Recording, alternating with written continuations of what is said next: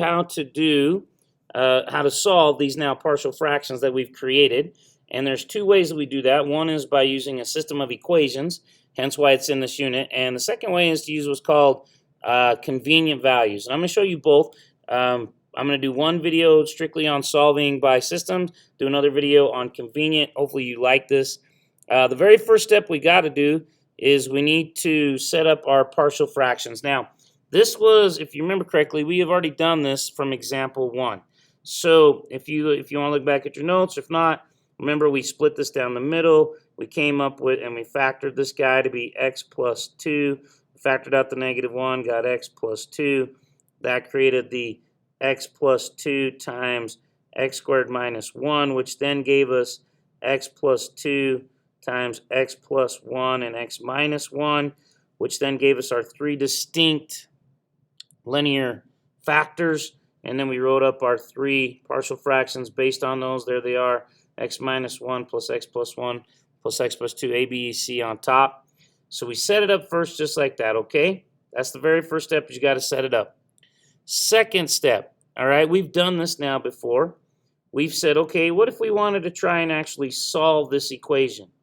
Well, if you remember correctly, with rational functions, rational equations, the way we solve, first step we do is we try to eliminate the denominators, and by doing so we actually multiply. We multiply everything by our denominators, but we're dividing by. So if you look at it, we're dividing by x plus 2 here and here, so we want to multiply by x plus 2. Remember, you only need one of them unless it appears twice in the same denominator. Here we're multiplying by x plus 1. Here we're multiplying by x plus 1. So we need an x plus 1 that we're going to multiply by. And then here we're multiplying by x minus, or dividing by x minus 1. Here, divide by x minus 1. So we just need 1x minus 1 that we need to multiply by. And remember, this is like all over 1. So that when we distribute and bring this in, bring it here, here, here, and here, what ends up happening is we get 5x plus 7 times x plus 2 times x plus 1 times x minus 1 all over x plus 2 times x plus 1 times x minus 1. So now notice these simplify out, leaving us with just 5x plus 7. Okay? Here we would get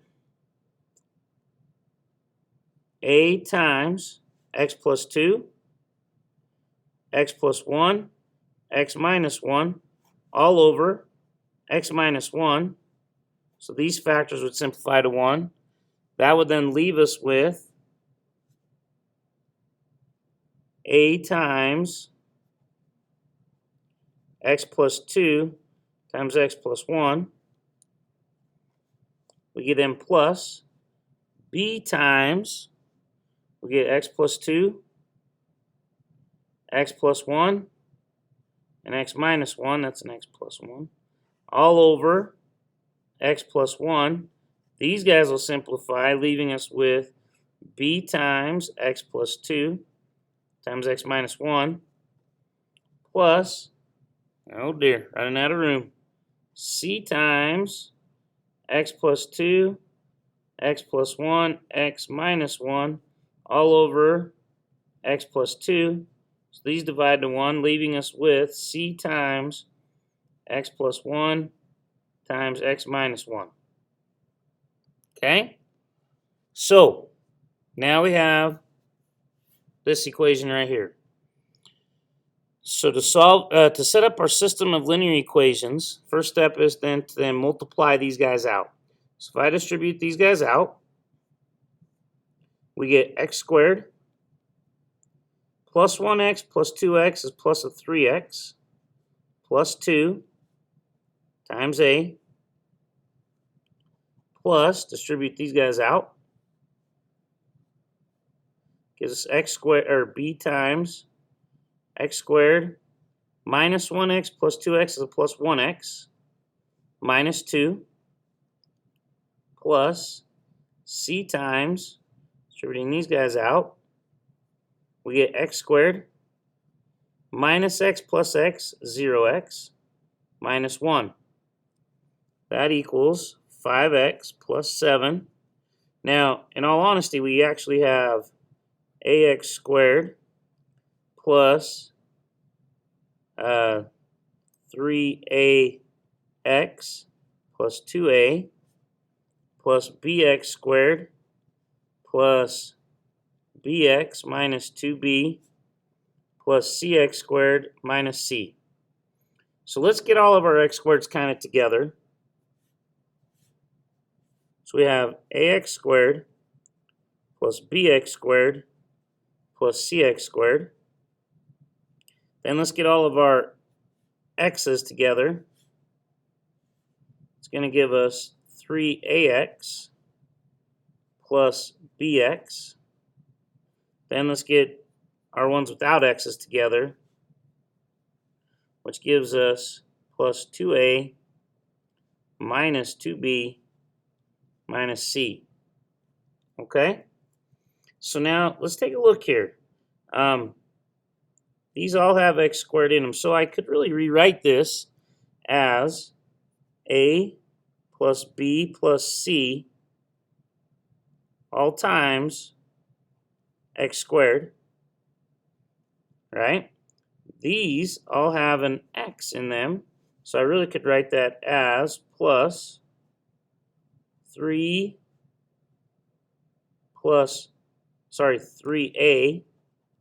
apologize for that, 3a plus 1b all times x. And then if you look at it, these guys here don't have anything, so that's just 2a minus 2b minus c with nothing, okay? That equals 5x plus 7. Okay, so here's the deal. It's kind of a big setup, I know. Here's the deal. Look on this side over here. Because they're equal, whatever coefficient is in front, of like x squared, has to be the same as the coefficient over here in front of x squared. Well, what do you notice about over here? There is no x squared, which in reality we could call that 0x squared. So we could say that a plus b plus c has to equal 0, because then that would cancel that out. Okay? We know that 3a plus b, which is in front of x, has to be the same thing as what's in front of x over here. So in other words, 3a plus b has to equal 5. And then at this point in time, we know that 2a minus 2b minus c has to equal 7, because that is what's left there. All right? So at this point in time, we know that a plus b plus c equals 0. We know that 3a plus b equals 5. Okay? And we know this equals 7. Now, at this point in time, we go into our Gaussian method into solving this. So this is 1a, so we're good there. Let's just leave that alone. A plus b plus c equals 0. Remember, this is equation 1. It's equation 2. It's equation 3. So I want to eliminate the a out of this equation right here. So if I were to I'm going to move up just a little bit more. If I were to multiply -3 times equation 1, and then add that to equation 2, and then replace it with equation 2, that would get rid of the a. Would everybody agree to that? So I can take -3 times a, it's -3a, -3 times b, -3b, -3 times 3, -3c equals -3 times 0, 0. Equation 2 is 3a plus b equals 5. Adding those two together, these cancel. This gives me -2b minus 3c equals 5. Again, remember, I want to get b by itself. Okay? So, at this point in time, I could divide or multiply everything by negative 1/2. So if I multiply everything by negative 1/2, I feel like I'm doing something wrong because I feel like there shouldn't be fractions here. And I think in our solution there are no fractions. So I'm just going to check. I'm just checking my work, folks. Hey, look, that's a good sign. Look at that. That's a good sign. That is exactly the same as what we got there. So I know I'm good there. Let's check out. Oh, nope, it's going to be, it is, so normally it's going to be that way. So if I take negative 1/2 times equation 2, sorry, yeah, now that's our new equation 2, and replace that with equation 2, that'll give me this in a 1. So that's going to give negative 1/2 times negative 2 is just 1, so that's going to give me 1b. Negative 1/2 times negative 3 is going to be 3/2 c, and that's going to equal negative 5/2. Okay? Now the last thing I want to do is I want to get this third equation here. I want to eliminate a, and I want to eliminate b. Let's eliminate a first. So let's go ahead and multiply negative 2 times equation 1, and then add equation 3, and that's going to become my new equation 3. So I get negative 2a, negative 2 times b, negative 2b, negative 2 times c, negative 2c, equals negative 2 times 0, 0. Equation 3 is 2a minus 2b minus c equals 7. Add those up. These cancel. Gives us negative 4b. This is going to give us minus 3c equals 7. Now, oh, baby. If I multiply, that's okay. If I multiply b by 4, if I multiply equation 2, sorry, I'm running out of room here. Let's do it right here. So if I multiply equation 2, this is now equation 2 right here, right? So if I take 4 times equation 2, and then I add that to equation 3, my new equation 3, which is right here, it will eliminate the b's. Because watch, I get 4 times b, which is 4b, 4 times 3/2, which would be 12/2 or 6, c, equals 4 times negative 5/2 would be negative 20/2, which is negative 10. And I add that to negative 4b minus 3c equals 7. I add those together. These cancel. Gives me 3c equals negative 10 plus 7 is negative 3. Now to get this by itself, I would take, oops, sorry, right there. I would now take 1/3 times equation 3. And that's now going to become my new equation 3. So 1/3 times 3c is going to be c equals 1/3 times negative 3 is negative 1. So c equals negative 1. So, tell you what, is this not fun or is this not? This is way fun. Come on, folks. You know this is way fun. So, we now know what c is. To find b, we back substitute, and we put negative 1 in here. That would give us b plus a negative 3/2 equals negative 5/2. Add over the 3/2. Negative 5 plus 3, since they're common denominators, negative 5 plus 3 is negative 2. It's negative 2/2, which is negative 1. So b is also negative 1. Okay, it won't always happen there the same. Just happened here. Now we can take we can take b and c and plug it into our top equation. We get a plus negative 1 plus negative 1 has to equal 0. Negative 1 plus negative 1 is negative 2. A plus negative 2 equals 0. So a must be 2. Now that we know what a, b, and c are, okay, 2, negative 1, negative 1, we come back up to our original equation right here where we began this whole sugar booger. And we can say A is 2. So we rewrite this as 2 over x minus 1. Plus, we know B is negative 1. So you could put negative 1 over x plus 1.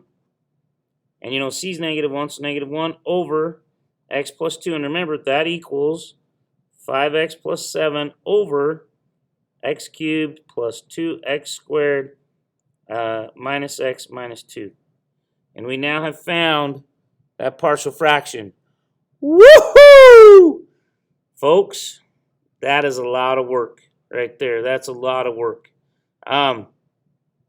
Impossible? No. Definitely not impossible. A lot of work and a lot of things to keep track of? Yes.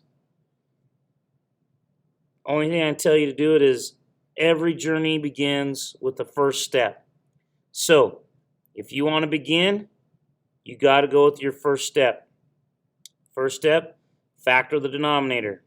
Second step, write it as partial fractions. Third step, in this case, use system of equations to figure out what A, B, and C are.